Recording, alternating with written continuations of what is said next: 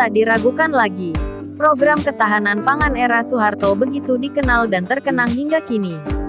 Tidak hanya untuk Indonesia, jejak zaman Orde Baru era Soeharto menjadi inspirasi bagi banyak negara khususnya pada kebijakan pertanian.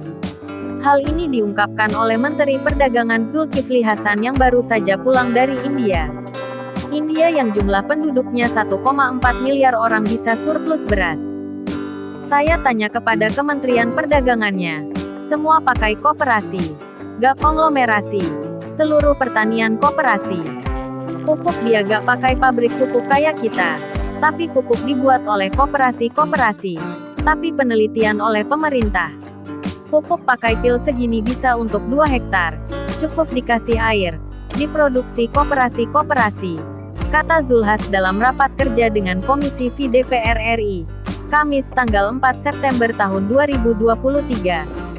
Soeharto mengawali masa pemerintahannya pada 1966.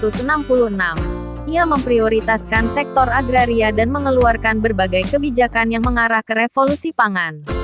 Hal ini ditempuh karena kemiskinan dan kelangkaan pangan menjadi pemicu sekaligus pemantik munculnya krisis politik di Indonesia.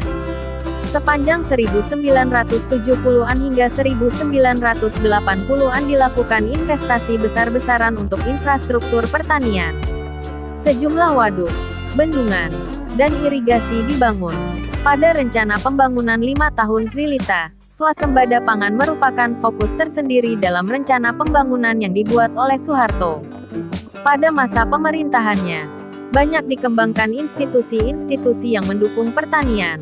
Mulai dari koperasi yang melayani kebutuhan pokok petani dalam usaha agribisnisnya, bulog yang menampung hasil dari petani, institusi penelitian seperti BPTP yang berkembang untuk menghasilkan inovasi untuk pengembangan pertanian.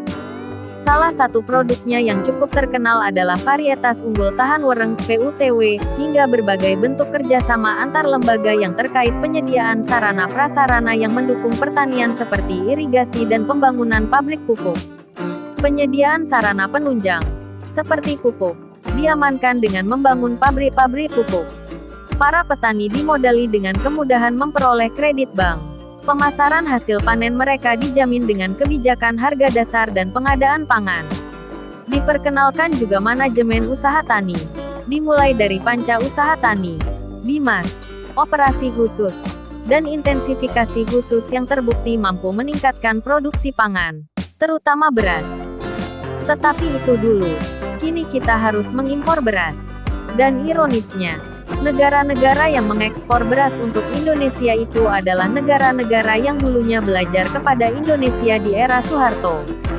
Dan yang lebih ironis lagi, menurut Menko Maritim dan Investasi, Luhut Binsar Panjaitan, China bersedia untuk mengembangkan pertanian di Kalteng dengan memberikan teknologi padi.